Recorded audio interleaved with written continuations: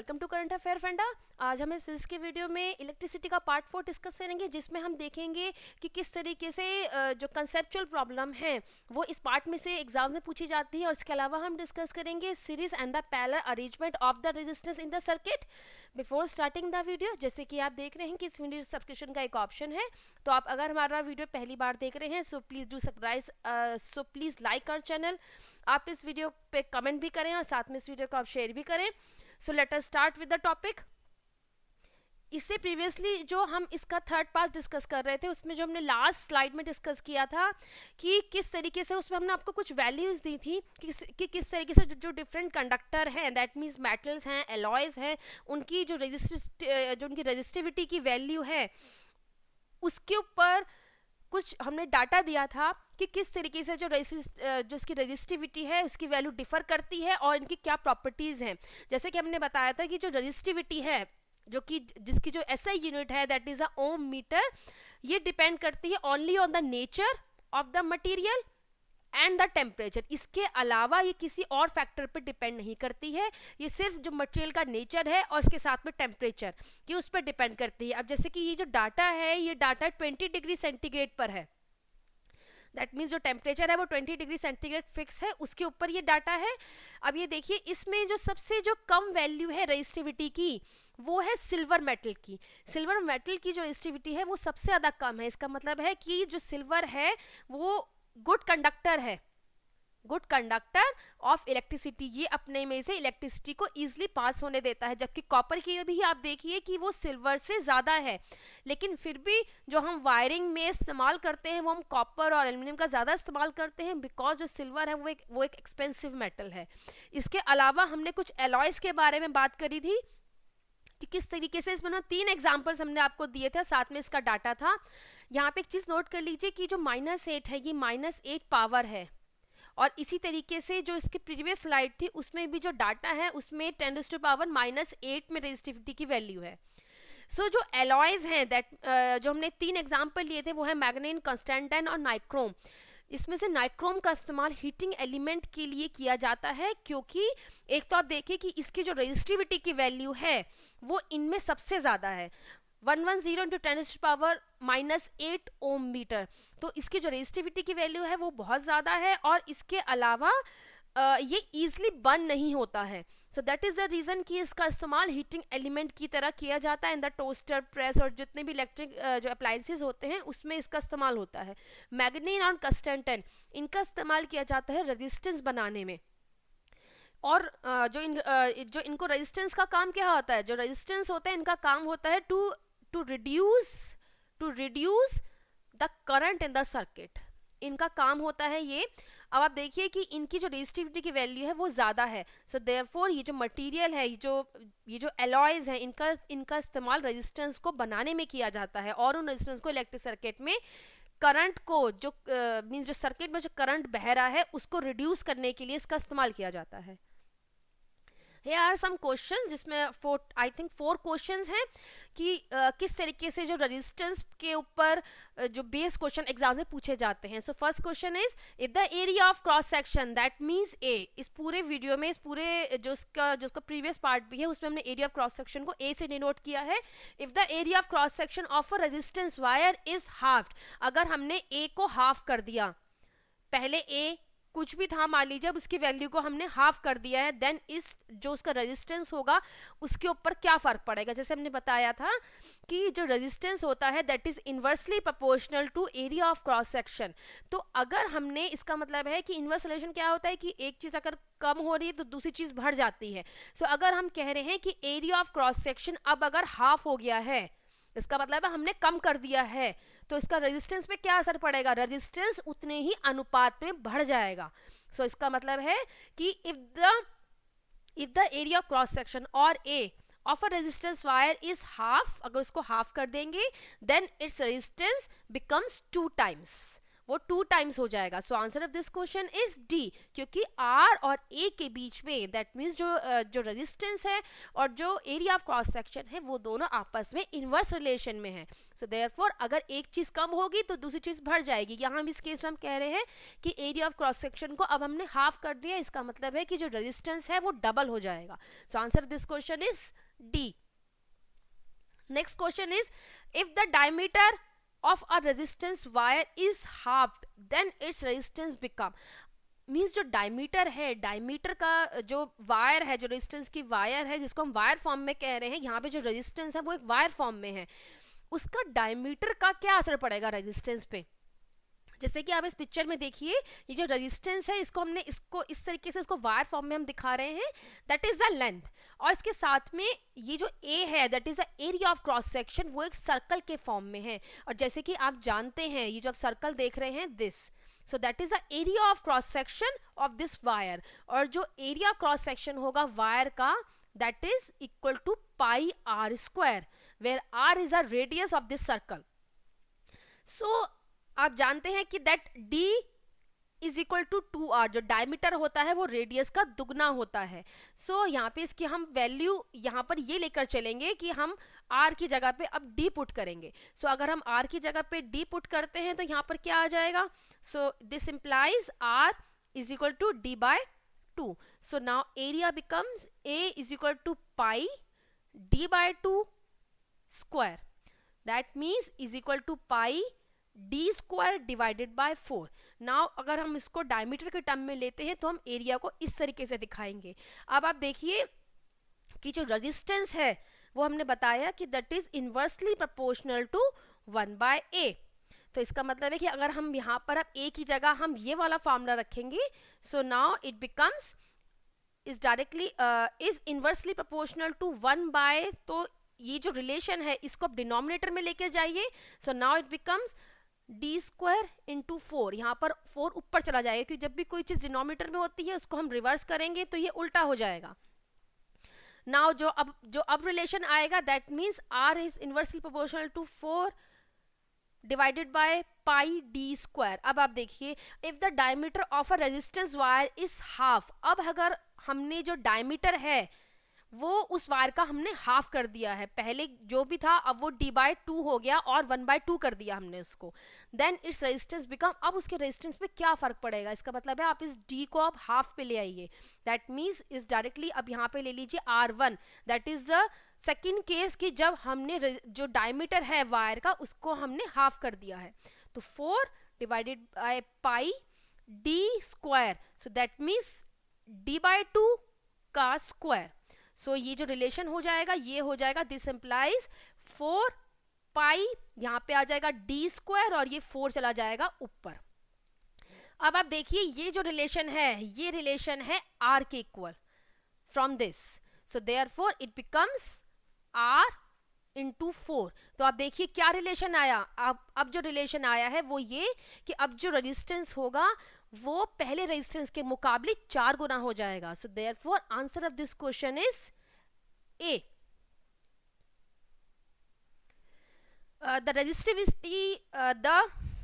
The resistivity of a copper metal depends only on one of the following factor. This factor is, जो copper metal है या कोई भी metal है या कोई सेमीकंडक्टर है या कोई एलॉय है, उसकी जो रेजिस्टिविटी है वायर की वो किस पर डिपेंड करती है, केवल एक ये 2 फैक्टर पे डिपेंड करती है, एक तो मेटल के ऊपर दैट मीन्स उसका क्या नेचर है और दूसरा टेम्परेचर। सो यहाँ जो ऑप्शन है that is the length, thickness, temperature, area of cross section, उसमें जो करेक्ट ऑप्शन है वो है टेम्परेचर, वो टेम्परेचर पर डिपेंड करती है। So answer of this question is C. The resistivity of a certain material is 0.6 ohm meter. Ohm meter इसकी ऐसा यूनिट है रेजिस्टिविटी की। The material is most likely to be, जैसे हमने बताया कि जो मेटल्स और जो कंडक्टर्स होते हैं, जो मेटल्स होते हैं उनकी जो रेजिस्टिविटी की वैल्यू होती है वो कम होती है। कंडक्टर क्या होते हैं, जो इलेक्ट्रिसिटी में से अपने में से पास होने देते हैं इजीली, इसका मतलब है कि जो उनकी रेजिस्टेंस है, जो उनकी रेजिस्टिविटी है वो कम होगी। और जो इंसुलेटर होंगे उनकी जो रेजिस्टिविटी होगी वो 10⁻⁻+ पावर में होगी।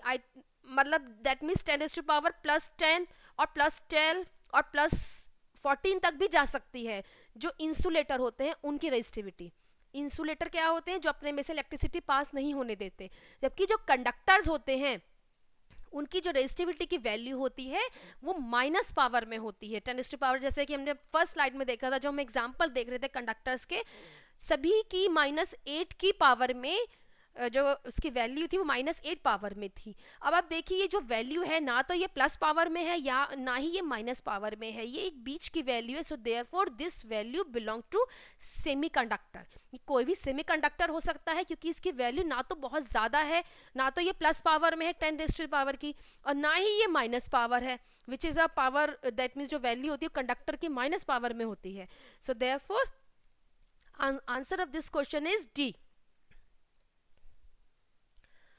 Now we discuss about the combination of resistor। जो रजिस्टर और जो रेजिस्टेंस होते हैं उनको हम सर्किट में क्यों लगाते हैं, उनका फंक्शन, उनका काम क्या होता है। जो भी इलेक्ट्रिकल सर्किट होते हैं और या फिर टीवी में जो इलेक्ट्रिकल अप्लायंसेस होते हैं इनमें सर्किट होते हैं, और इनमें जो सर्किट में जो करंट फ्लो करता है that current depends on the potential difference. एक तो पोटेंशियल डिफरेंस पर डिपेंड करता है और दूसरा जो फैक्टर है जिसपे डिपेंड करता है वो है रेजिस्टेंस। सो रेजिस्टेंस और पोटेंशियल डिफरेंस ये दो फैक्टर हैं जिनके ऊपर जो करंट है मीन्स जो सर्किट में जो करंट फ्लो कर रहा है वो डिपेंड करता है। अब हम रेजिस्टेंस लगाते क्यों हैं, हम जो रेजिस्टेंस का इस्तेमाल करते हैं सर्किट में that is to reduce the current और to that means to control the current in the circuit. इसका काम होता है कंट्रोल करना करंट को। अब उनको हम किस तरीके से लगाते हैं, दैट मीन्स उनका कॉम्बिनेशन हम किस तरीके से बनाते हैं। जैसे दो रेजिस्टेंस है R1 और R2 या R3 और R4, तो उनको हम किस तरीके से कॉम्बिनेशन उनका बनाते हैं। कॉम्बिनेशन हम अपनी नीड के मुताबिक बनाते हैं, दैट मीन्स कि हमें सर्किट में करंट ज़्यादा चाहिए या कम चाहिए, इसके मुताबिक हम उनका कॉम्बिनेशन और उनको आपस में कंबाइन करके हम जो रेजिस्टेंस है वो इलेक्ट्रिकल सर्किट में लगाए जाते हैं। अब ये दो तरीके से लगाए जा सकते हैं इन अ इलेक्ट्रिकल सर्किट। एक तो अरेंजमेंट होता है सीरीज का अरेंजमेंट, जैसे आप इस पिक्चर में देख रहे हैं, ये जो अरेंजमेंट है ये सीरीज अरेंजमेंट है जिसमें जो रेजिस्टेंस है वो दो पॉइंट के बीच में, ये मान लीजिए दो पॉइंट है, एक तो ये सी है और ये डी पॉइंट है सर्किट में। अब ये सी और डी पॉइंट के बीच में जो मीन्स जो रेजिस्टेंस लगे हुए हैं दो, वो एंड टू एंड कनेक्ट है। दैट मीन्स एक रेजिस्टेंस का एंड दूसरे रेजिस्टेंस के एंड से कनेक्ट है। इस तरीके के अरेंजमेंट को हम कहते हैं सीरीज अरेंजमेंट। और हम आने वाली स्लाइड्स में हम देखेंगे कि इनकी क्या खासियत है। सीरीज अरेंजमेंट को हम जब हमें दैट मीन्स कि जब हमें करंट दैट मीन्स जो हमें सर्किट में जो मीन्स जो रेजिस्टेंस लगाए हैं इनको हमें ज़्यादा चाहिए, इनकी वैल्यू हमें ज़्यादा चाहिए, तो हम इसको सीरीज में लगाते हैं। और जबकि जो पैरेलल अरेंजमेंट जो कि हम नीचे सेकंड पिक्चर देख रहे हैं, जब हमें जो सर्किट में जो हमने रेजिस्टेंस अप्लाई करे हैं वो हमें कम चाहिए तो हम उनको पैरेलल में अप्लाई करते हैं। इसको प्रॉपर डिटेल में हम आने वाली स्लाइड में डिस्कस करेंगे, बट यहाँ पर आप देखिए कि जो रेजिस्टेंस जो लगाए जाते हैं कॉम्बिनेशन दो तरीके के होते हैं। एक तो होता है सीरीज का अरेंजमेंट जिसमें एंड टू एंड एक साथ जो रेजिस्टेंस होते हैं वो लगाए जाते हैं, और एक होता है पैरेलल अरेंजमेंट। पैरेलल अरेंजमेंट होता है जिसमें बिटवीन द दो पॉइंट के बीच में इस तरीके से जैसा पिक्चर में देख रहे हैं ऊपर नीचे और साइडवेज में भी, लेकिन इस तरीके से लगाए जाते हैं when two or more resistance are connected between the same two point. इन दो पॉइंट के बीच में जो रेजिस्टेंस को लगाया जाता है इस तरीके अरेंजमेंट को हम कहते हैं पैरेलल अरेंजमेंट। पैरेलल अरेंजमेंट तो हमने देखा कि दो तरीके के अरेंजमेंट होते हैं, एक तो होता है सीरीज और एक होता है पैरेलल अरेंजमेंट। अब हम देखेंगे कि क्या इनकी खासियत क्या होती है। जो सीरीज में जो हम रेजिस्टेंस सर्किट में लगाते हैं वो किस तरीके से उनका जो कंबाइंड जो उनका रेजिस्टेंस होगा वो क्या होगा। जैसे मान लीजिए हमने दो लगा लिए हैं R1 और R2, ये दो हमने सीरीज में इनको इस तरीके करके हमने दो पॉइंट के बीच में अटैच करा है। So this is a series arrangement. अब इनका कंबाइन करके जो रेजिस्टेंस होगा और जो इसको हम डिनोट करेंगे इस तरीके से R से, वो क्या होगा, that is given bye the law of combination of resistance in series. ये क्या कहता है कि जब हम दो रेजिस्टेंस को, हमने R1 और R2 लिया है सर्किट में सीरीज में लगाते हैं, तो इनका जो कंबाइंड रेजिस्टेंस होता है that is equal to R1 plus R2।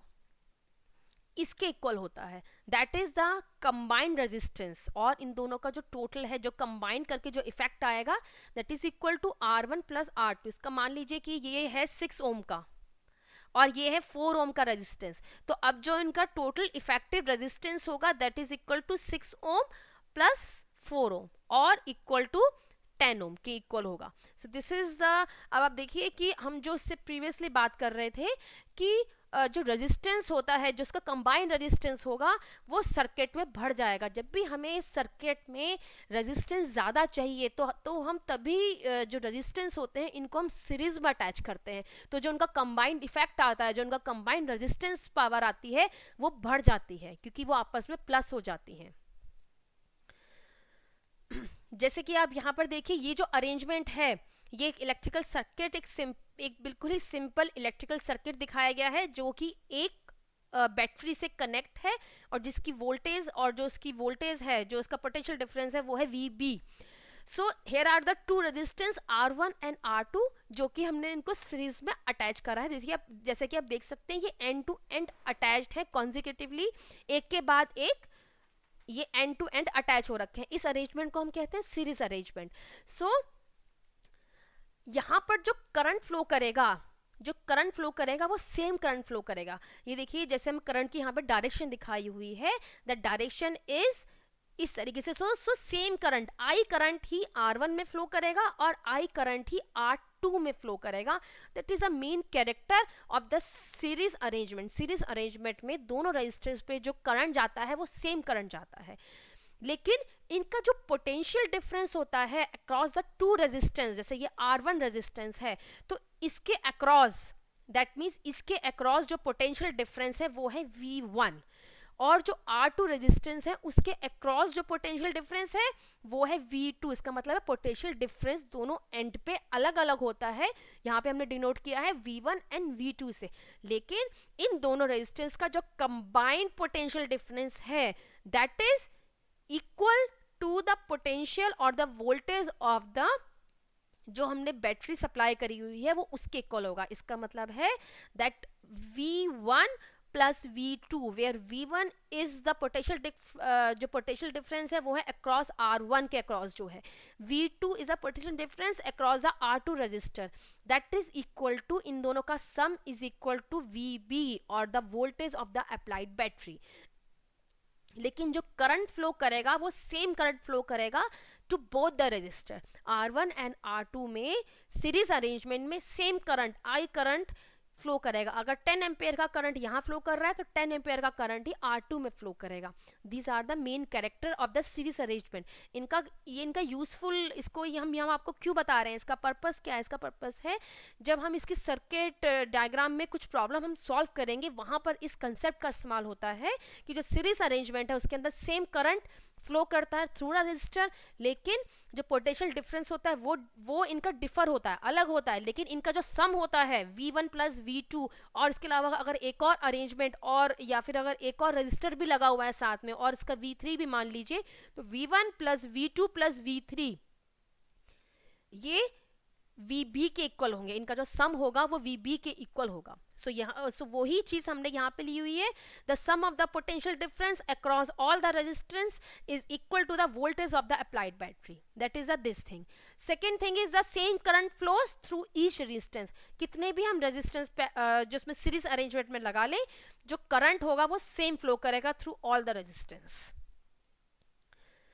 अब अगर हम पैरेलल अरेंजमेंट करते हैं तब क्या इफेक्ट होता है? पैरेलल अरेंजमेंट जैसे हमने बताया कि अगर हम दो पॉइंट है, मान लीजिए ये C पॉइंट है जो हमने इससे प्रीवियसली भी लिया था, और यहाँ पर एक रेजिस्टेंस इस तरीके से लगा हुआ है, बिटवीन द टू पॉइंट ये लगे हुए हैं, इनको इस जो अरेंजमेंट को, इस जो रेजिस्टेंस के अरेंजमेंट को, इसको मान लीजिए ये R3 है और ये R4 है, जो बिटवीन द टू पॉइंट लगते हैं उनको हम कहते हैं पैरेलल अरेंजमेंट।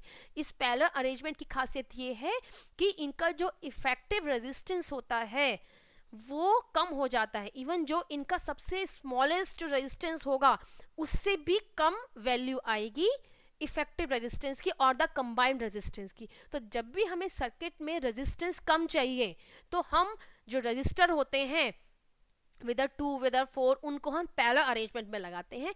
हाँ, लेकिन कुछ सर्किट इस तरीके से भी हैं जिनमें हम सीरीज एंड पैरेलल दोनों अरेंजमेंट का यूज करते हैं। ऐसा नहीं है कि किसी एक सर्किट में खाली हम सीरीज का ही इस्तेमाल कर सकते हैं या खाली हम पैरेलल का ही उसको अरेंज कर सकते हैं। कुछ सर्किट इस तरीके से भी होते हैं जो हम आगे जो उसका फर्दर वीडियो बनाएंगे उसमें हम जब प्रॉब्लम डिस्कस करेंगे उसमें आप देखेंगे कि कुछ उसमें रेजिस्टेंस तो पैरेलल में अरेंज है और कुछ उसमें सीरीज में अरेंज है।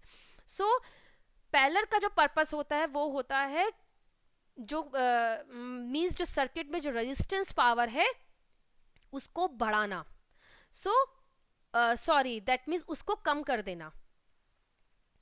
The law of combination of resistance in parallel, ये अब किस पर डिपेंड करता है, दैट मींस कि हम इफेक्टिव रेजिस्टेंस और जो कंबाइंड रेजिस्टेंस है वो हम किस तरीके से निकालेंगे। वो हम निकालेंगे by the law of combination of resistance. इसका मतलब है कि जो इफेक्टिव रेजिस्टेंस है that is given by 1 by आर, R is a combined resistance is equal to the जो इसका रेसिप्रोकल है of the individual resistance, that means 1 by R3 plus 1 by R4। इस तरीके से इसका हम इफेक्टिव रेजिस्टेंस और द कंबाइंड रेजिस्टेंस फाइंड करते हैं। अब मान लीजिए हम इसकी वैल्यू लेते हैं, एक की वैल्यू है 4 और एक की वैल्यू हम मान लीजिए हम ले लेते हैं 6। सो अगर 4 और 6 है तो यहाँ पर ये हो जाएगा 1 बाय 4 प्लस 1 बाय 6। सो यहाँ पे आप इसका एलसीएम लीजिए। सो इसका एलसीएम आएगा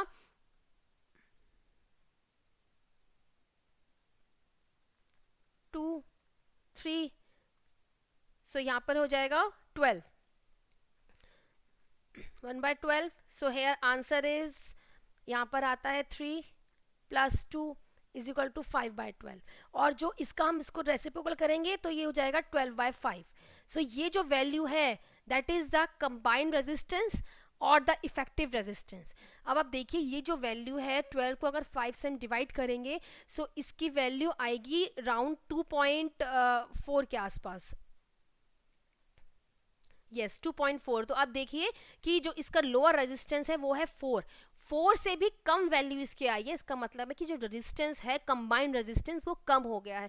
तो जब कभी हमें इलेक्ट्रिकल सर्किट में रेजिस्टेंस कम चाहिए तो हम उसको पैरेलल अरेंजमेंट में अरेंज करते हैं। अब इसकी खासियत क्या होती है और इसकी प्रॉपर्टीज क्या हैं व्हेन वी कंबाइन और when we arrange the resistance in the parallel arrangement, तो इनकी क्या खासियत होती है। इसकी खासियत ये होती है, फर्स्ट थिंग इज दैट कि जो करंट होता है, जो करंट आप देखिए यहाँ पे जो अरेंजमेंट है वो पैरेलल अरेंजमेंट है। R1 और R2 या इसको R3 या R4 कह लीजिए, वो पैरेलल अरेंजमेंट में है। तो जो करंट आ रहा है वो करंट का पाथ डिवाइड हो जाएगा। इसका मतलब है इसी में से I1 जो करंट है वो R1 में फ्लो करेगा और इसी में से जो दूसरा पाथ है और जो R2 वाला पाथ है, दूसरे रेजिस्टेंस का पाथ है, वहां पे I2 करंट जाएगा। लेकिन जो टोटल करंट रहेगा वो सेम रहेगा। That means I is equal to I1 plus I2। The sum of the current flowing through all the resistance is equal to the total current flowing in the circuit. Circuit में that is I is a total current. यही current दो path में divide हो गया है। So therefore जो उनका sum होगा that means I1 plus I2 that is equal to the total current in the circuit. That is the second point. अब जो पोटेंशियल डिफरेंस है वो सेम रहेगा अक्रॉस द टू रेजिस्टर। ये बिल्कुल जो केस है ये सीरीज अरेंजमेंट का उल्टा है। सॉरी, जो R1 के थ्रू जो पोटेंशियल डिफरेंस है वो ही R2 के थ्रू पोटेंशियल डिफरेंस होगा और that is equal to the VB। That means जो पोटेंशियल डिफरेंस है वो दोनों ही केस में सेम रहेगा which is equal to the voltage of the applied battery. That means VB के इक्वल रहेगा। यही ये वाला जो पॉइंट है that is equal to VB, that is also equal to VB। क्या डिवाइड हो रहा है? सिर्फ करंट इन दोनों रेजिस्टर के बीच में पाथ उसका डिवाइड हो रहा है और इसका ये हम रिलेशन फाइंड आउट कर रहे हैं that total current is equal to I1 plus I2 where I1 is a current flowing through the resistor R1 and I2 is a current flowing through the resistor R2. Now इसके बाद हम जो discuss करेंगे, जो that means आने वाली video में discuss करेंगे, वो हम डिस्कस करेंगे कुछ सर्किट लेके उसके साथ में हम न्यूमेरिकल प्रॉब्लम सॉल्व करेंगे कि किस तरीके से हम जो कंबाइंड और इफेक्टिव रेजिस्टेंस फाइंड करते हैं और किस तरीके से हम उस सर्किट में जो करंट की वैल्यू है या जो पोटेंशियल डिफरेंस है वो हम फाइंड आउट करते हैं। ये हम आने वाली वीडियो में regarding the series and the parallel arrangement किस तरीके से प्रॉब्लम एग्जाम में पूछी जाती है वो हम आने वाली वीडियो में डिस्कस करेंगे।